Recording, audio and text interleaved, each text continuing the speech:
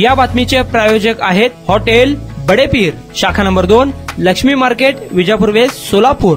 बदलापूर प्रकरणातील मुख्य आरोपी अक्षय शिंदे यांच्या एन्काउंटर नंतर पूर्ण महाराष्ट्र ढवळून निघाला आहे। यानंतर राजकीय वर्तुळात सत्ताधारी व विरोधकांकडून एकमेकांवर आरोप प्रत्यारोपांच्या फायरी झाडल्या जात आहेत। तसेच समाजामध्ये आपले मतेही मांडले जात आहेत। याच पार्श्वभूमीवर कायदा काय सांगतो याची माहिती जाणून घेण्यासाठी आज आपण आलेलो आहोत सोलापूर शहरातील प्रसिद्ध सरकारी वकील राजपूत सरांकडे। सर, आमच्या लोकप्रधानच्या चॅनलमध्ये स्वागत आहे आपलं। नमस्कार। तर एकंदरीत जो बदलापूरचा प्रकरण झाला होता त्यानंतर खूप आरोप प्रत्यारोप होत आहेत। तर एन्काउंटर पोलिसांकडून चकमकीत एन्काउंटर झालेला आहे असे पोलिसांचं म्हणणं आहे। एक्झॅक्टली या प्रकरणाकडे आपण कसे बघता? पोलिसांकडून जे एन्काउंटर झालेला आहे याच्यामध्ये पोलिसांनी स्वसंरक्षणार्थ त्या आरोपींनी पोलिसांवर जीवघेणा हल्ला केला, त्याच्यामुळे पोलिसांनी त्या आरोपीला गोळ्या घातलेल्या आहेत। या गोष्टीचं मी या ठिकाणी पूर्णपणे समर्थन करतो, कारण पूर्वीचा भारतीय दंड संहिता याच्यामध्ये कलम 96 ते 106 आणि आत्ताचा कायदा भारतीय न्याय संहिता कलम 34 ते 44 या कलमाप्रमाणे या देशातील प्रत्येक व्यक्तीला स्वसंरक्षणाचा अधिकार आहे। स्वतःचं संरक्षण घेण्यासाठी समोरच्या व्यक्तीला ठार मारण्याचा देखील अधिकार कायद्यानं प्रत्येक नागरिकाला, या देशातील प्रत्येक नागरिकाला दिलेला आहे। मग पोलीस नागरिक नाहीत का? पोलीस सुद्धा या देशाचे नागरिक आहेत, त्यामुळं त्यांना देखील स्वसंरक्षणाचा अधिकार या ठिकाणी कायद्यानं दिलेला असल्यामुळं जर त्या आरोपीनं पोलिसांवर गोळीबार केला असेल, करण्याचा प्रयत्न केला असेल, तर पोलिसांना देखील स्वतःचा जीव वाचवण्यासाठी त्याचा जीव घेण्याचा अधिकार कायद्यानं त्यांना दिलेला आहे। त्यामुळं जर स्वसंरक्षणासाठी पोलिसांनी गोळीबार करून त्या आरोपीला यमसदनी पाठवला असेल आणि स्वतःच्या जीवाचं आणि इतरांच्या जीवाचं संरक्षण केलं असेल तर ती गोष्ट कायद्याने तंतोतंत मान्य आहे। पोलिसांनी कुठल्याही पद्धतीचा अपराध या ठिकाणी केलेला नाहीये असं मला सांगावं असं। सर, या एन्काउंटरवरती अनेक सवालही उपस्थित होत आहेत की राजकीय पोळी बाजून घेण्यासाठी त्या अक्षय शिंदेला किंवा जी शाळा आहे एका RSS किंवा BJPची असल्यामुळे, संस्था वगैरे असल्यामुळे त्याला वाचवण्यासाठी हा एन्काउंटर पोलिसांकडून जाणूनबुजून करण्यात आलेला आहे असाही आरोप विरोधकांकडून होत आहे।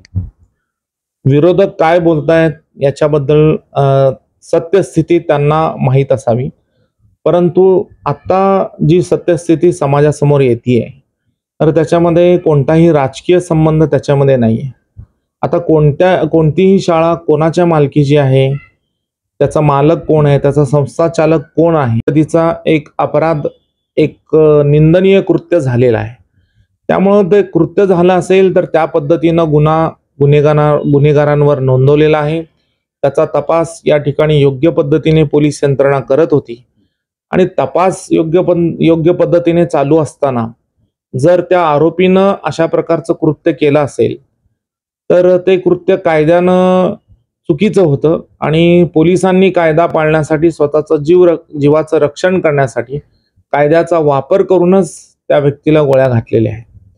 त्याच्यामुळं जर कोणी याच्यामध्ये राजकीय पोळी भाजून घेत असेल तर तो त्यांचा विषय आहे, पण कायद्याची बाजू अशी आहे की ती कायद्याची बाजू योग्यच पोलिसांनी या ठिकाणी केलेली आहे। म्हणजे असे एन्काउंटर, जर अशी घटना घडली ना आपण एन्काउंटर केला तर कायदा सुव्यवस्थेचा प्रश्न उपस्थित होत नाही का? नाही, जसं मी मगाशी म्हणलं की याच्यामध्ये कायदा व सुव्यवस्थेचा प्रश्नच उद्भवत नाही। कारण समजा आत्ता माझ्यासमोर एखादा व्यक्ती एखाद्या स्त्रीवर अत्याचार करतोय तर मला त्या स्त्रीचा जीव वाचवण्यासाठी या ठिकाणी त्या व्यक्तीला ठार मारण्याचा अधिकार आहे। जर समजा माझ्यासमोर एक व्यक्ती दुसऱ्या व्यक्तीचा खून करतोय तर मी त्या ठिकाणी डोळे बंद करून हाताची घडी घालून त्या ठिकाणी बघू शकत नाही, तर त्या व्यक्तीचा जीव वाचवण्यासाठी मला सुद्धा त्या समोरच्या हल्लेखोराचा जीव घेण्याचा अधिकार या ठिकाणी आहे। त्यामुळे ह्याच्यामध्ये कायदा व सुव्यवस्थेचा प्रश्न उद्भवत नाही। सत्यस्थिती जर समाजासमोर आली आणि ही सत्यस्थिती जर या ठिकाणी कायद्याला मान्य असेल तर याच्यामध्ये लॉ अँड ऑर्डरचा प्रश्न नाही, उलट जनतेनं याचं स्वागत केलं पाहिजे। फक्त सत्यस्थिती काय आहे हे माहीत करून घेणं गरजेचं आहे। तर सध्या अक्षय शिंदेचा मृत्यू झालेला आहे, त्याच्या दफनविधीसाठी त्याला जागा भेटत नाहीये. ते न्याय व्यवस्थेकडे वारंवार अर्ज करत आहेत. तर कायदा काय सांगतो सर अशा आरोपी? याच्यामध्ये शासनाची जबाबदारी आहे, कारण या राज्यातला, या देशातला प्रत्येक नागरिक त्याच्या सर्व सोयी सुविधा ज्या कायद्यानं मान्य आहेत त्या सगळं करून देणं हे शासनाची या ठिकाणी नैतिक जबाबदारी आहे.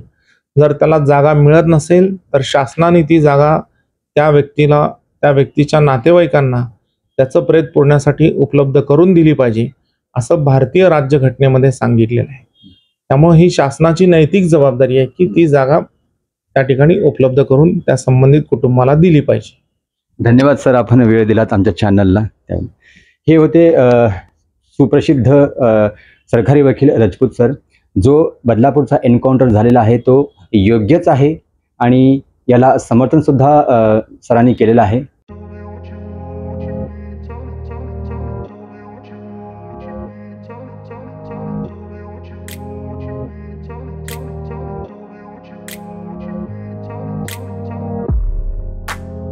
सोलापुरातील प्रसिद्ध हॉटेल बडे पीर.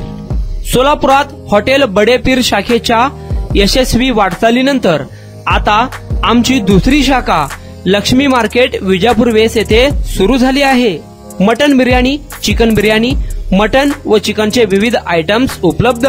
खवय्यांसाठी खास स्पेशल चिकन तंदुरी फक्त 400 रुपये मध्ये. मटन बिर्याणी फॅमिली पॅक 200 रुपये मध्ये. चिकन बिर्याणी फॅमिली पॅक 210 रुपये मध्ये.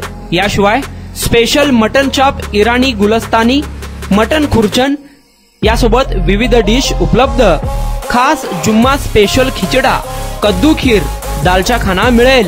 फॅमिलीसाठी स्वतंत्र जेवणाची व्यवस्था, ग्राहकांसाठी पार्सलची खास सोय. हॉटेल बडे पीर, शाखा number 2, Lakshmi market, Vijapur west, Solapur. Proprietor Mohammad Isaq. 9503050076. Mohammad Sohail. 8149278745.